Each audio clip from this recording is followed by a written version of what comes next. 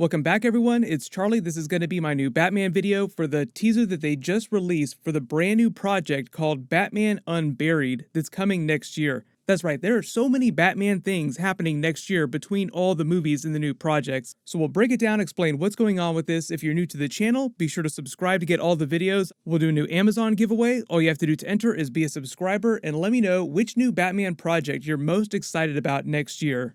So just starting with the big stuff first, number 5, if you didn't see the news, DC just announced a brand new Batman project for 2021 in addition to the Batman movie with Robert Pattinson, the new Ben Affleck stuff that they're doing in Justice League Snyder Cut, the Flash movie, and the Batman The Long Halloween movie that they're also releasing next year. That is a whole lot of Batman. This new Batman project will be called Batman Unburied, and it's actually David Goyer coming back, who wrote on the Christian Bale Dark Knight trilogy of Batman movies, coming back to write and executive produce it.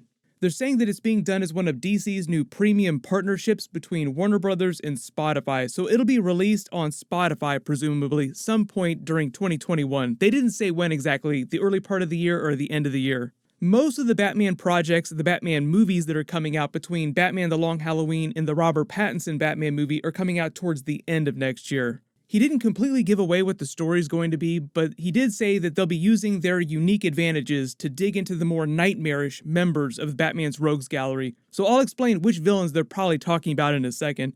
The series is supposed to explore the darker aspects of Bruce Wayne's psychology. That might sound familiar for those of you that have read some of the more hardcore classic Batman stories. So whereas the Batman movie with Robert Pattinson is meant to be more of a noir detective thriller take on the character, this new Batman Unburied project will be more of a psychological horror Batman story. I feel like Batman and horror go really well together since he trades so much on the tropes of horror stories for his movies and in pursuit of justice every night. When they're talking about digging into the more nightmarish Batman villains, they're talking about people like Mad Hatter, Scarecrow, Man-Bat, Professor Pig. Of course, the Joker always makes those lists. You can't make a list about horrific Batman villains without talking about the Joker. Thank you for Joker.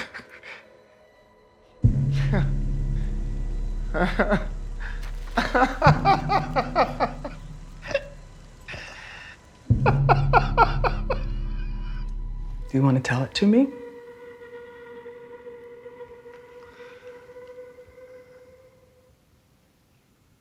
You wouldn't get it. Number 4, they're saying this Batman Unburied project isn't a one-off either. It's meant to be the first of many new premium narrative projects like this. So if you like this type of thing, they might be doing more special Batman stories and other major characters eventually. The reason they're starting with new Batman stuff is because next year is the year of Batman between all the different live-action movies and animated movies that are coming out. Cue all the Batman memes. How much Batman do you want? Yes.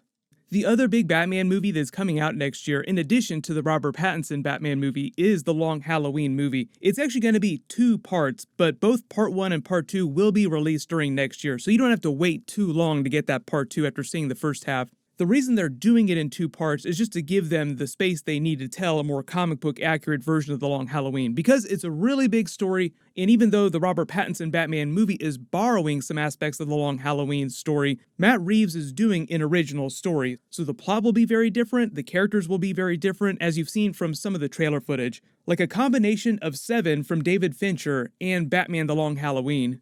One of the reasons why they typically don't do straight-up rips of comic book story plots for live-action movies is just because they like to give you something that you haven't already seen, so the comics don't wind up being huge spoilers for the endings of the movies most of the time. And because they sign these bigger directors like Christopher Nolan or Matt Reeves, they usually want them to redefine the way that everyone thinks about Batman as a character and the Batman movies in general. So cue all the footage of George Clooney Batman, then cut to the scene of Christopher Nolan meeting with Warner Brothers before making the Dark Knight trilogy. You could just see them asking him, please make Batman cool again, do whatever you want to with the character, within reason. I spoke to them a lot about what I was trying to achieve with Bruce Wayne. When it comes to Batman, I had no idea what I was looking for in truth. Because you simply don't know how the actor is then going to put this very fanciful costume on and make this guy believable in that world. All I could do was really give them ideas on the logic behind aspects of the costume, the idea that it's meant to terrify and threaten criminals. In fact, when Christopher Nolan said that he signed on for the Dark Knight trilogy, he actually said that he told Warner Brothers, please, while I'm doing this, re-envisioning this version of Batman, don't start doing a bunch of other versions of Batman on any of the TV shows or any other places. That's one of the main reasons why you never saw Batman on TV during the Smallville era of TV shows when they were doing Superman stuff, or during any of the subsequent TV shows. They kind of did a version of Batman on the Gotham TV show, but not really. It was a really workaround version of a Batman character. Obviously, that era has kind of changed now because we have the Batman HBO series that's going to be a spin-off of the Batman movie with Robert Pattinson, so we don't really know how they're going to invoke Batman during that yet. But now in this new era of streaming big-budget DC shows, we're going to see a lot more big movie-level content coming in TV form. The Justice League Snyder Cut is probably the best example of that, because it's a movie, but they're kind of releasing it like a TV show. Number 3, just to be clear though, the Batman Unburied project isn't supposed to be connected to Matt Reeves' The Batman movie or any of those sequels, and it's not meant to be connected to the Justice League Snyder Cut, the Ben Affleck Batman stuff, anything like that. They're treating it a little bit more like the Joker movie with Joaquin Phoenix, the DC Black Label stuff, in that it's a much more hardcore take on the character than you've seen in the movie so far, and it's kind of in a separate universe for the most part. Just treat it like it's in its own continuity. So you won't have to watch every single Batman thing that's going on next year just to understand what the story is of this new project. But if things go well with it, I think they probably intend to do sequels with the same cast coming back, the same way that they keep bringing Kevin Conroy back as Batman in new animated movies all the time because he was so great as Batman and everyone loves him so much. This was a clip of him talking about finally getting to play live-action Batman during Crisis on Infinite Earths. Oh, I never thought I'd get a chance to do it on camera because I was getting older and older and older. I was sort of aging out of Batman, you know. But luckily I aged into old Bruce Wayne. That was kind of them doing a version of Kingdom Come Batman because of that harness, combined with some Batman Beyond Easter eggs thrown in. The Earth that his Batman was from was Earth 99, which is a reference to the year Batman Beyond started airing in 1999. I know about all the rumors of Michael Keaton live-action Batman Beyond movies happening at some point. I'll do more videos about that if we get any kind of confirmation, because it would be a dream come true to see live-action Batman Beyond.